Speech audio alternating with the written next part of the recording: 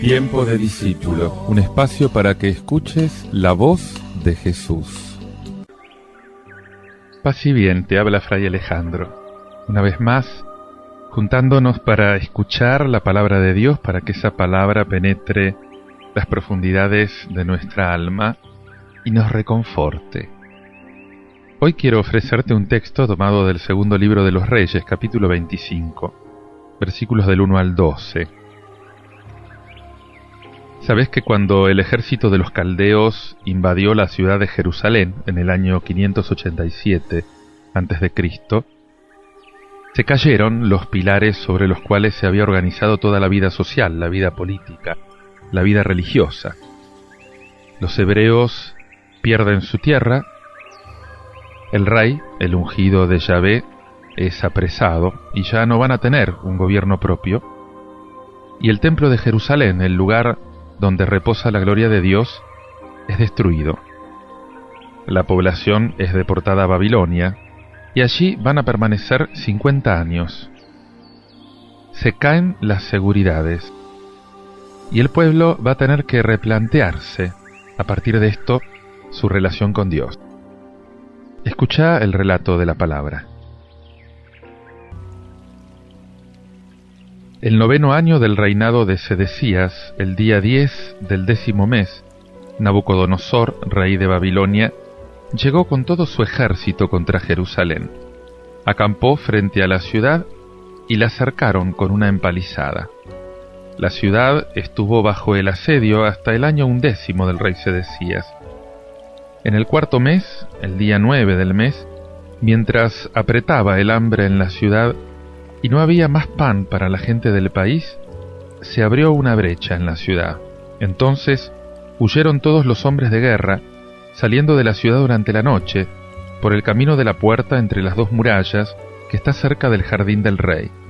Y mientras los caldeos rodeaban la ciudad, ellos tomaron por el camino de la Arabá. Las tropas de los caldeos persiguieron al rey y lo alcanzaron en las estepas de Jericó, donde se desbandó todo su ejército. Los caldeos capturaron al rey y lo hicieron subir hasta Riblá, ante el rey de Babilonia, y éste dictó sentencia contra él. Los hijos de Sedecías fueron degollados ante sus propios ojos.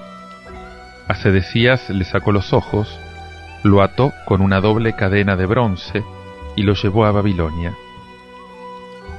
El día 7 del 5º mes, era el 19º año de Nabucodonosor, rey de Babilonia, Nebuzaradán, comandante de la guardia, que prestaba servicio ante el rey de Babilonia, entró en Jerusalén. Incendió la casa del Señor, la casa del rey y todas las casas de Jerusalén, y prendió fuego a todas las casas de los nobles. Después, el ejército de los caldeos, que estaba con el comandante de la guardia, derribó las murallas que rodeaban Jerusalén. Nebuzaradán, el comandante de la guardia, deportó a toda la población que había quedado en la ciudad, a los desertores que se habían pasado al rey de Babilonia y al resto de los artesanos. Pero dejó una parte de la gente pobre del país como viñadores y cultivadores.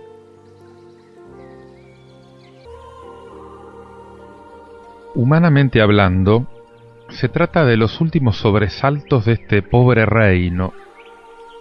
De hecho, sabemos que un pueblo más espiritual, purificado por la prueba, va a salir de este desastre. En el año 597, cuando la primera toma de Jerusalén y después de la primera deportación, Nabucodonosor instaló en Jerusalén a un rey fantoche, Sedecías. Y entre los deportados hay un sacerdote de nombre Ezequiel, que desde Babilonia va a continuar meditando y va a continuar revelando la palabra de Dios. En Jerusalén, otro profeta, Jeremías, le grita al pueblo y al rey los mensajes de Dios. Paradójicamente, Jeremías recomienda la sumisión y recomienda la colaboración con el ocupador. Pero Sedecías no lo escucha. Y él también, como sus predecesores, se pasa de vivo aliándose con Egipto. Es un cálculo político malo, y por eso la reacción de Nabucodonosor va a ser tan terrible.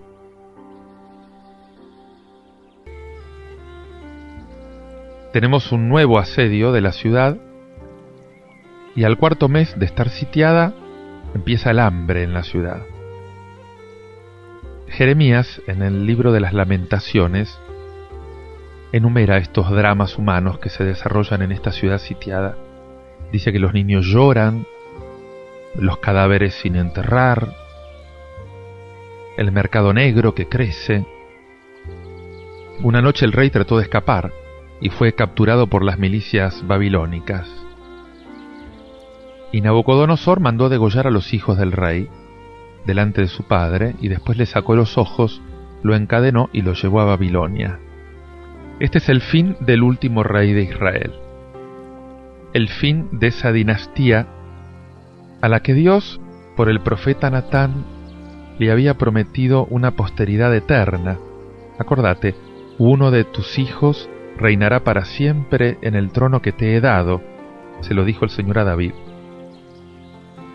Y de hecho, se degolló a todos sus hijos a la vista del rey. Esta va a ser la última visión que el rey se va a llevar consigo, porque el babilónico le sacó los ojos inmediatamente después. Era una cosa corriente en aquella época. Los bajorrelieves representan con mucha frecuencia este tipo de escenas.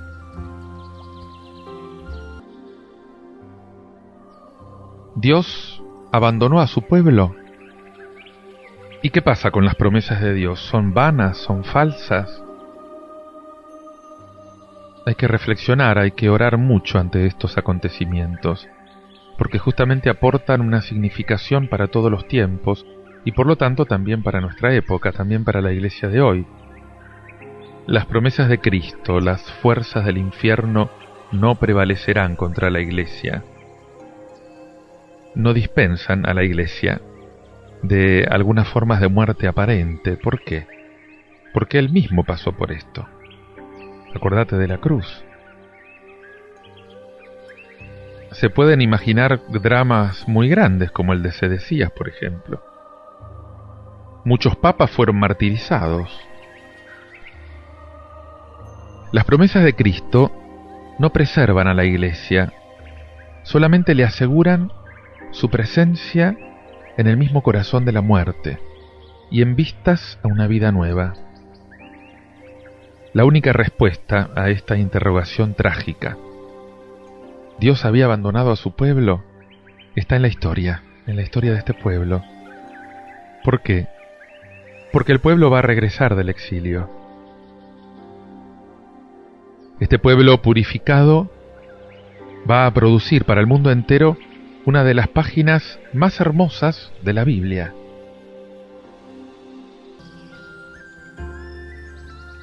Señor, yo creo que la respuesta a este Dios mío, ¿por qué me has abandonado?, se encuentra en la mañana de Pascua. Pero qué duro es, Señor, qué duro es creer cuando se está en la noche, cuando humanamente parece que triunfa el fracaso, cuando estamos en el Viernes Santo. Qué difícil nos resulta, Señor, ver ya el domingo de Pascua. Te invito a que sigas orando todo esto, escuchando este tema musical. Me entrego a ti.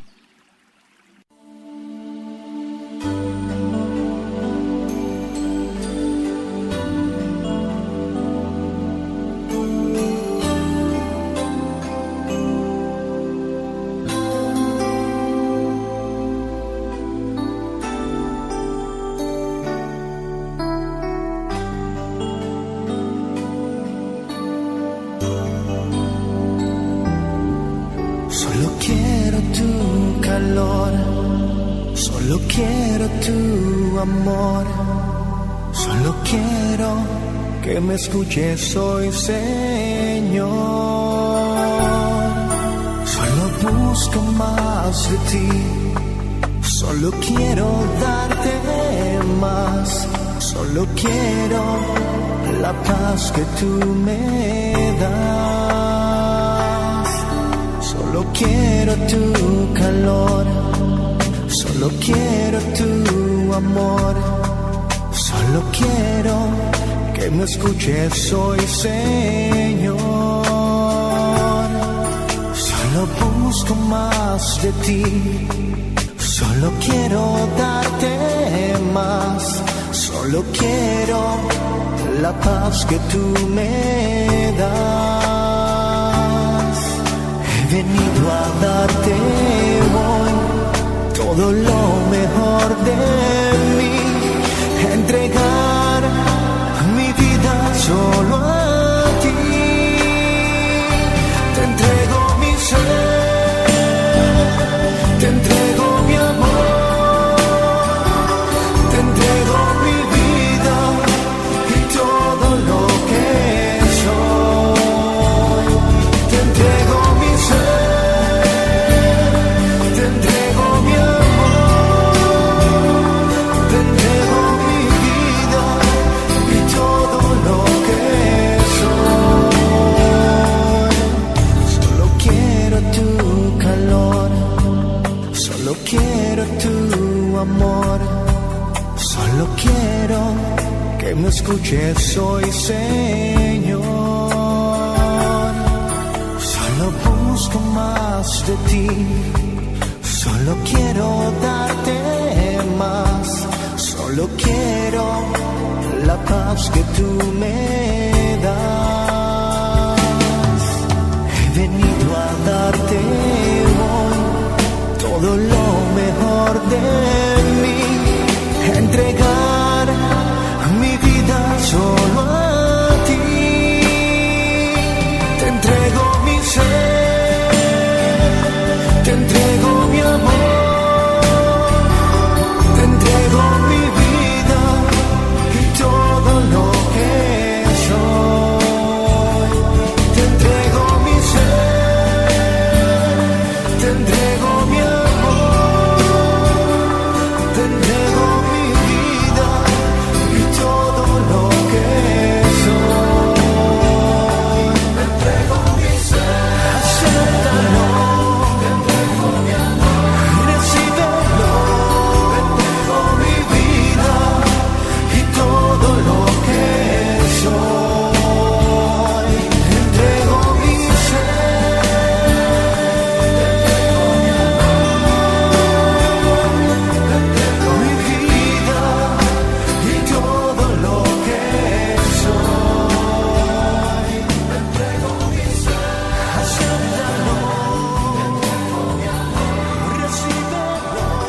Te entrego mi vida y todo lo que soy.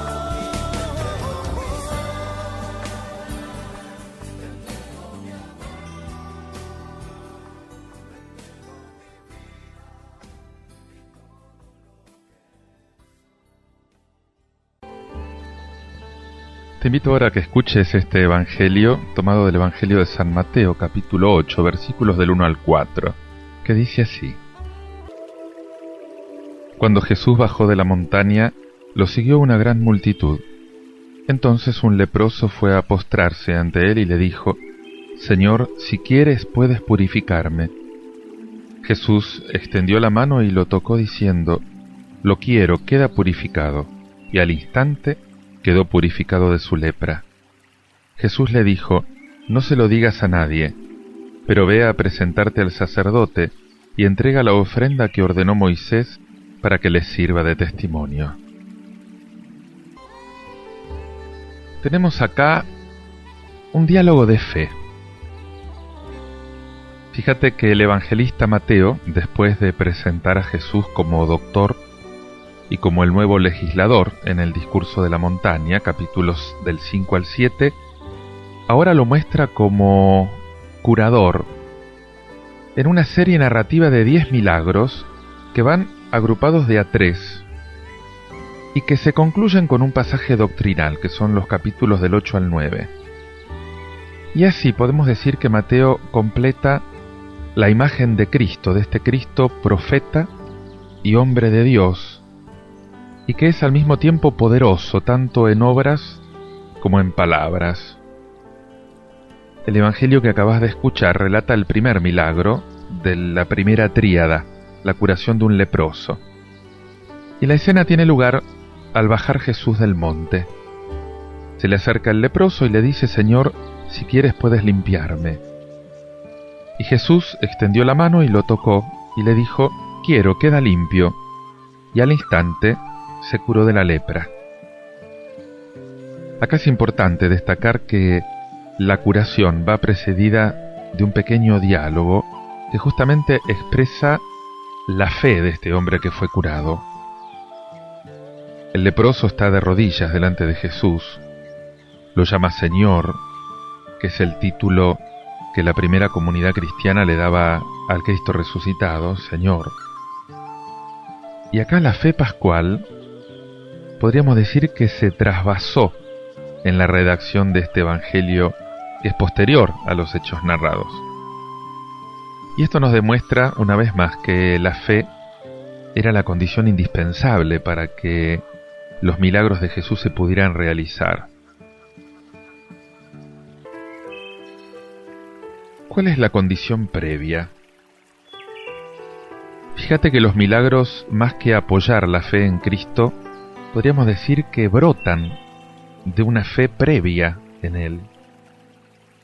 Era la fe de los que estaban suplicando, de los que confiaban en el poder de un hombre Dios, lo que suscitaba la intervención extraordinaria de esa energía divina que residía en la persona, en la palabra y en los gestos de Jesús. Sin embargo, también es cierto que en un segundo momento el milagro viene a confirmar, el milagro viene a afianzar esta fe inicial. Y esto lo anota el evangelista Juan, por ejemplo, después de relatar la conversión del agua en vino en las bodas de Caná. Dice: Jesús manifestó su gloria y creció la fe de los discípulos en él. O sea que los milagros brotan de la fe, pero los milagros también consolidan la fe.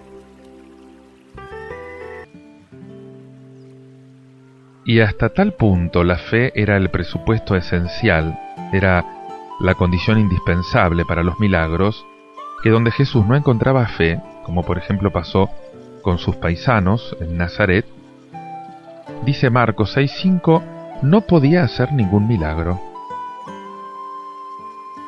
Una y otra vez, Cristo repite a las personas que reciben gracia por Él: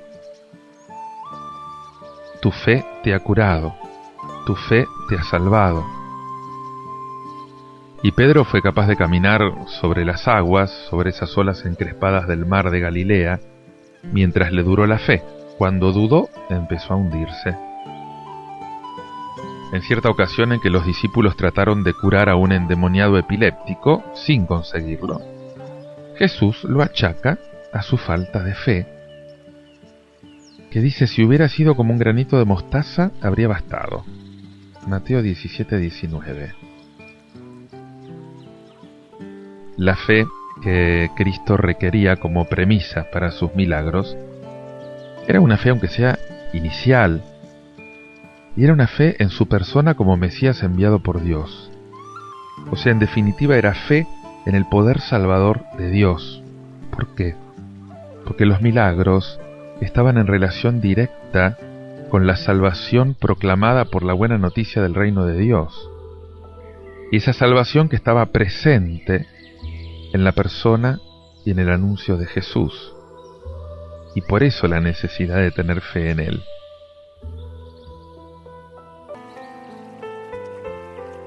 Pero además estos milagros tienen relación con toda la promesa, con toda la realidad de liberación humana que el Señor viene a traer. Cada milagro de Cristo proclama que Él es fuente de vida, de esperanza, de liberación para el hombre. Porque el significado más profundo de los milagros de Jesús radica en el misterio pascual, o sea, en su victoria sobre la muerte por medio de la resurrección, que es el mayor de todos los milagros. Próximo a morir, Juan el Bautista le preguntó a Jesús sobre su identidad como Mesías. ¿Y qué le respondió Cristo, remitiéndose a su predicación y a los milagros? Le dice: los ciegos ven, los inválidos andan, los leprosos quedan limpios, los sordos oyen, los muertos resucitan, y a los pobres se les anuncia la buena noticia. Mateo 11:4. Fíjate que es interesante, ¿no? Dice: a los presos se les abren las cárceles para que queden libres, porque a Juan lo dejó morir. Ya había cumplido su misión, se iba al Padre. No dijo: el signo del reino de Dios es que ahora, como estás preso injustamente, tus cadenas se abren y quedas libre de nuevo. No. Nota que el anuncio del Evangelio va unido, va equiparado a las curaciones. Era así como Jesús hacía efectivo el programa mesiánico de liberación integral del hombre, ese programa que él había trazado en la sinagoga de Nazaret, y que lo unió de un modo, podríamos decir, indisoluble con toda la liberación humana. Evangelización y liberación van juntos. Son signos, ambos son signos de la presencia y de la eficacia salvadora del reino de Dios en la persona de Jesús. Y este ejemplo liberador nos enseña y nos señala un camino de compromiso cristiano con la liberación del dolor de tantos semejantes en cualquiera de sus manifestaciones. Puede ser hambre, puede ser enfermedad, puede ser miseria, puede ser ignorancia, puede ser opresión, puede ser esclavitud, puede ser la angustia frente a la muerte, el desconocimiento de Dios. Y uno se puede preguntar: ¿y por qué otro medio si no se puede captar en el mundo de hoy la presencia de Cristo y esa acción liberadora del Evangelio entre los hombres, entre nuestros hermanos? Ora conmigo.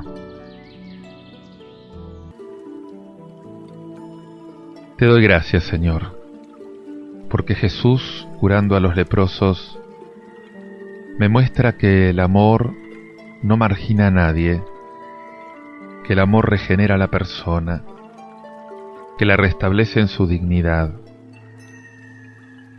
Cada sanación de Cristo me habla de su corazón sensible y me confirma en la llegada de tu reino, en la llegada de tu amor, Señor. Gracias, Señor, por tantos hombres y mujeres entregados a esta tarea fascinante de amar a los hermanos, de liberar a los pobres, a los marginados de la sociedad, hambrientos, enfermos, ancianos, presos, exiliados.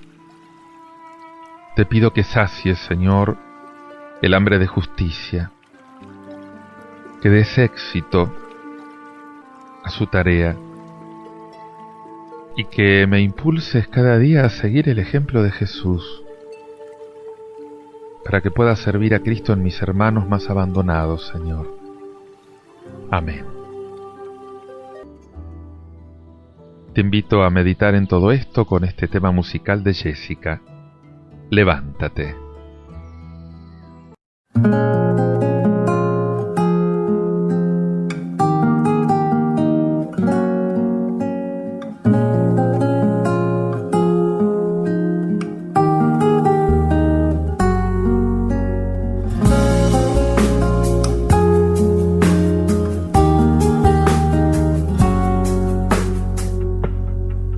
Ahora piensas que ya no puedes más, que es el final de tus días, pues entre cuatro paredes estás llorando, triste y afligido. Piensas que tu llanto jamás podrá ser secado. Dios nunca ha dejado un justo desamparado. Él le extiende su mano y le dice: no temas. Oh, yeah.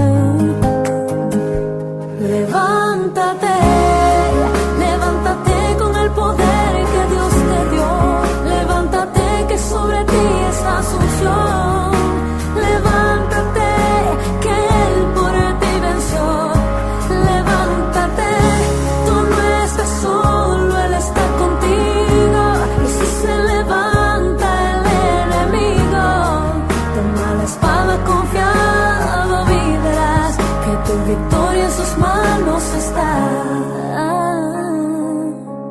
Ahora con su poder puedes caminar, con él triunfarás, no mires más atrás.